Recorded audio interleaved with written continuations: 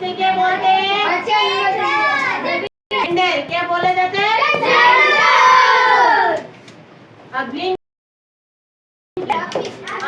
सीधे बैठो। शब्दों के जिस रूप से किसी व्यक्ति, वस्तु या प्राणी के स्त्री या पुरुषवाचक होने का बोध होता है उसे लिंग कहते हैं। आपको नहीं बोलना चाहिए ना। और लिंग हिंदी में लिंग प्रमुखतया दो प्रकार के होते हैं। किस प्रकार के होते हैं? हिंदी में पुल्लिंग और स्त्रीलिंग। कौन कौन से होते हैं? पुल्लिंग और स्त्रीलिंग। हिंदी में होते हैं। हाँ, हिंदी में संस्कृत।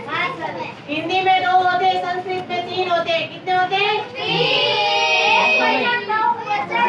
पुल्लिंग, स्त्रीलिंग, नपुंसकलिंग। अब देखो इसमें क्या क्या आता है?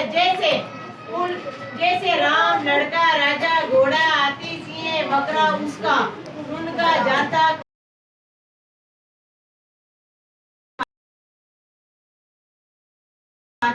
पुल्लिंग पुरुष जाति का वो क्या कहते हैं? पुल्लिंग।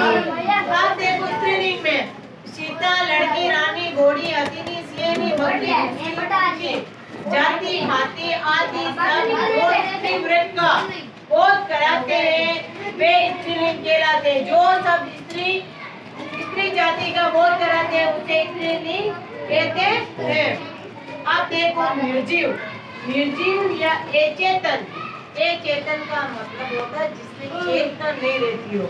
पदार्थ भी पुल्लिंग या स्त्रीलिंग के होते हैं। जैसे पत्थर है ना। संस्कृत होगी तो संस्कृत में तो ये पत्थर नपुंसकलिंग में आता है ना। और इसमें ये पुल्लिंग में किसमें आता है? पत्थर, पहाड़, घर आदि पुल्लिंग में। सड़क कूद रही है, ये स्त्रीलिंग हो गया ना। ऐसा तो नहीं सड़क कूद रहा है, नहीं है ना। सड़क कूद रही है, ये सड़क बन रही है।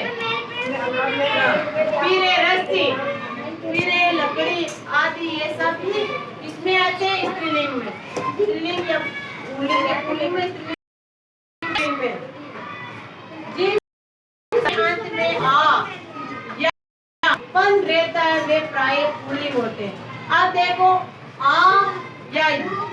आपायन, पीछे आपायन, जिस शब्दों के पीछे आपायन होता है वो पुल्लिंग होते हैं। क्या होते हैं? तीनों के लगूंगी अभी। आज कौन कौन से पुल्लिंग होते हैं जिसके पीछे क्या क्या होता है? आपायन। क्या होता है?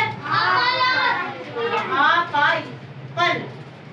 वे प्राय पुल्लिंग जैसे देखो खाना, दाना, बुढ़ापा, मोटापा, बचपन आदि। जटा, महिला, मल्ला, अंत में आ रहने वाले भी पुल्लिंग नहीं होते हैं। जटा भी स्त्रीलिंग आती है।